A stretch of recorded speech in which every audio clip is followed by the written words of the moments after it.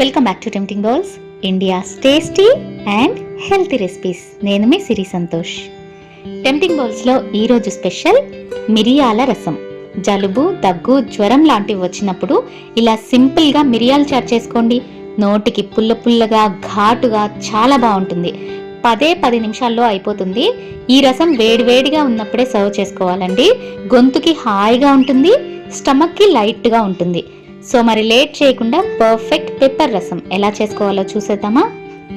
First ఒక mixie జార్లో 1 table spoon మిరియాలు, 1 టేబుల్ స్పూన్ జీలకర్ర, 1 టీ స్పూన్ ధనియాలు,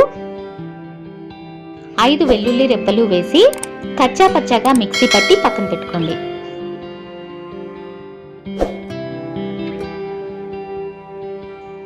ఇప్పుడు ఒక గిన్నెలో 1.5 లీటర్ నీళ్లు పోసి పెద్ద నిమ్మకాయ సైజ్ అంత చింతపండుని కడిగి వేస్తున్నాను. ఇది ఒక 30 గ్రామ్స్ ఉంటుందండి. తర్వాత 1/2 టీ స్పూన్ పసుపు, రుచికి సరిపడా ఉప్పు, కొద్దిగా కరివేపాకు కాడలతో సహా వేస్తున్నాను. పిడికెడు కొత్తిమీర తరుగు, కచ్చాపచ్చగా మిక్సీ చేసి పెట్టుకున్న మిరియాలు, జీలకర్ర, వెల్లుల్లిని కూడా వేసేసి దీన్ని స్టవ్ మీద పెట్టి హై ఫ్లేమ్లో చారుని 5-6 నిమిషాలు బాగా మరగనివ్వండి. ఇందులోనే కావాలంటే ఒక టొమాటోని కూడా బాగా నలిపేసి వేసుకోవచ్చు. బట్ జలుబు చేసినప్పుడు టొమాటో కొంతమంది బాడీస్కి సెట్ అవుతుంది, కానీ కొంతమందికి పడదండి. అలా పడని వారు టొమాటో లేకుండా ఇలా ప్లెయిన్గా చేసుకోండి. ఏ ప్రాబ్లం ఉండదు అనుకునేవారు టొమాటోని కూడా చక్కగా యాడ్ చేసుకోవచ్చు. చారు ఇలా బాగా మరిగిన తర్వాత దీన్ని దించి పక్కన పెట్టుకోండి.